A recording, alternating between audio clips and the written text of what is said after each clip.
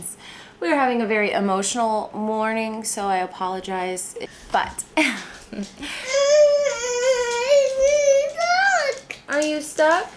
You don't look stuck. Stuck? But stuck how? You're just crouching. You want these you want me to take these crackers?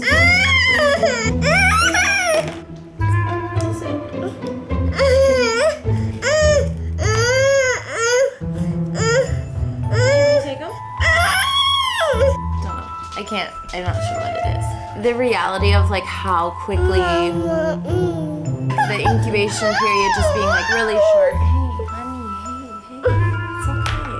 So you're like the main group and storylines like all throughout. Harvey.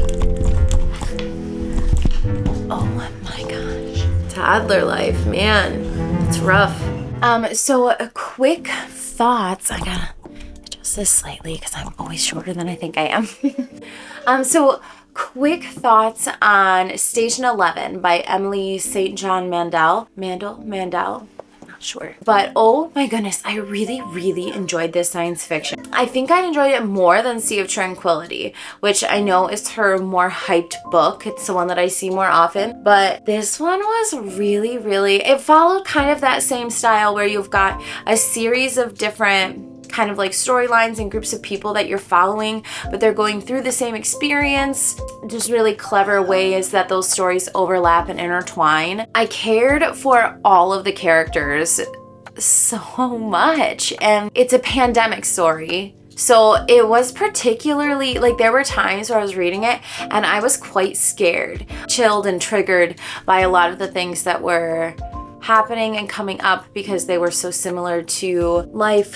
when the pandemic started. So I thought that it was done really well. And the portion that like keeps sticking with me is the airport, the group of people that are at the airport when the virus sets in. I'm just thinking what that must have been like. And there was like they call themselves the Symphony, but it's like a group of actors and musicians. They play music and they put on Shakespeare productions, and they like travel kind of through like the Michigan coast, like the west coast of Michigan. That's like their territory that they travel from city to city on foot and perform. But they're like in the future, like post-pandemic, whereas the airport is like the people that are there, like the moment it is setting in. The portions that took place during like the onset of the pandemic really scared me. I loved that there were also these clips in the like 20 years in the future where people are still like thriving and thriving. There's like no power grid or anything, so life is very different. But just like seeing how people have survived and how they have adapted to the new world. I loved that part was like introduced first, so that as I was reading this like scary part about the onset of the pandemic, you know that humanity will be able to survive in a weird way. It gave a lot of hope, and I feel like the state of the world that we are in right now, it is kind of nice to read stories where the world is burning and we still get by. I would just recommend like making sure that you are in a space where you feel like you can read a pandemic story. But those are my quick thoughts. I very much enjoyed it. I gave it 5 stars. Now I'm currently reading The Rules of Magic by Alice Hoffman. I also just started House of Salt and Sorrow by Erin A. Craig. That's what I am getting into right now. So.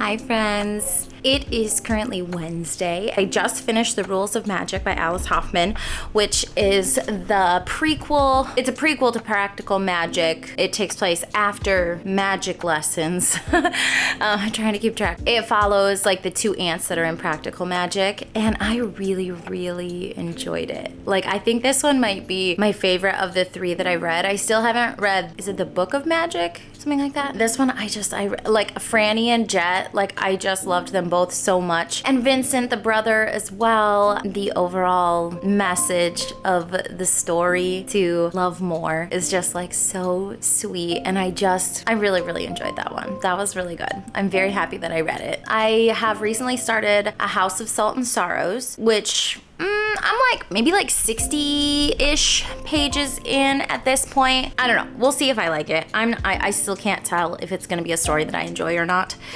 So we'll see. I'm not super familiar with the 12 Dancing Princesses, so maybe some of the things that I feel like are a bit cringy are cringy because of that. I'm not sure. We will see.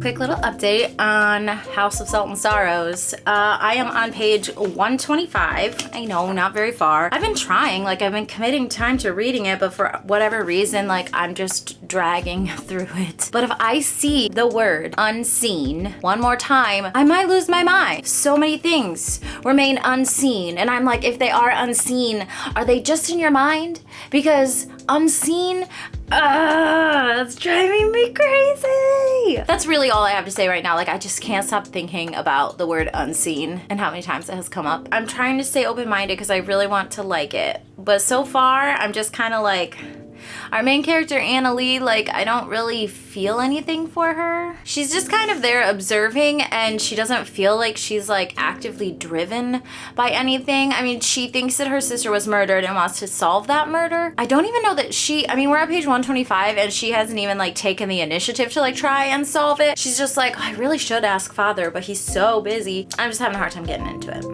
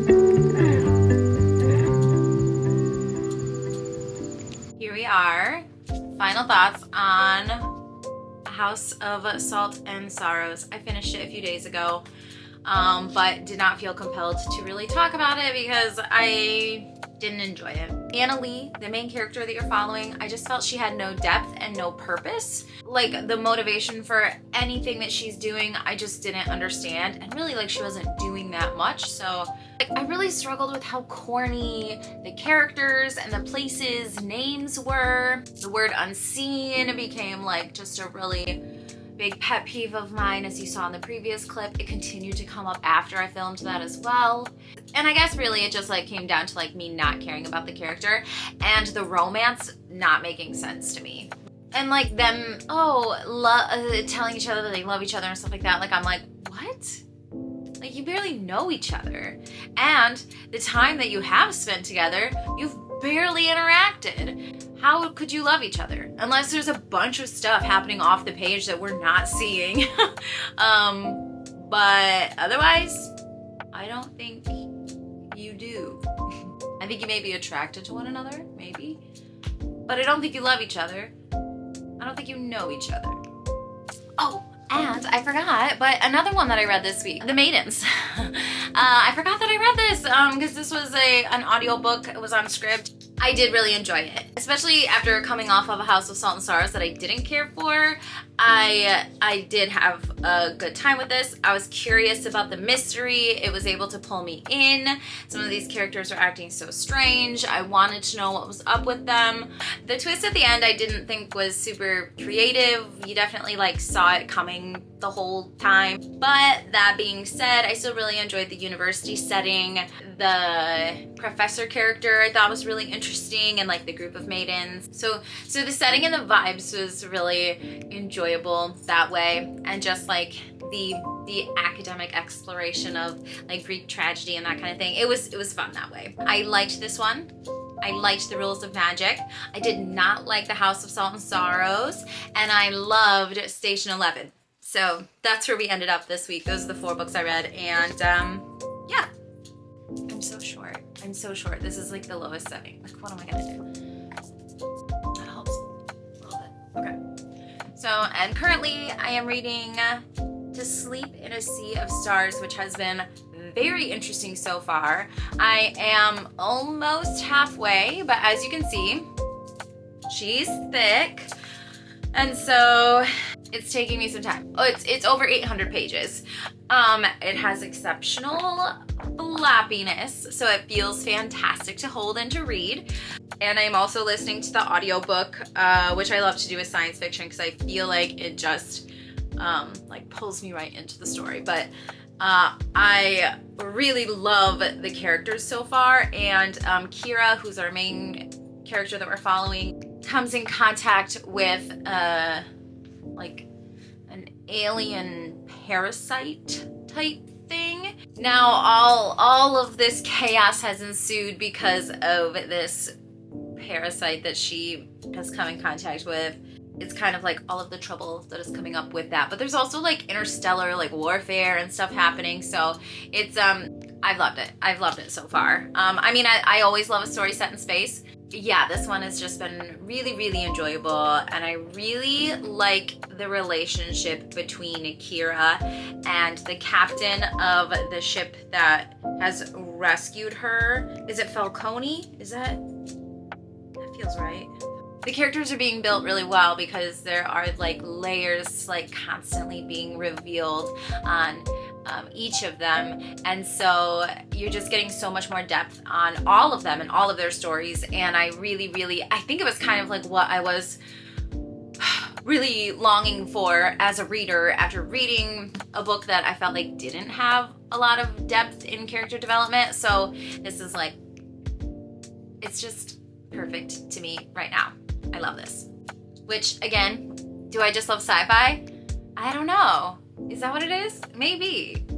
But this is fantastic. So I will probably update you in the next one about how I feel once I have finished this, because I highly doubt that I will have it finished before this weekend when this vlog goes up. So, and with that, I hope you are having a beautiful, wonderful autumn day, and I will see you in the next one. Bye!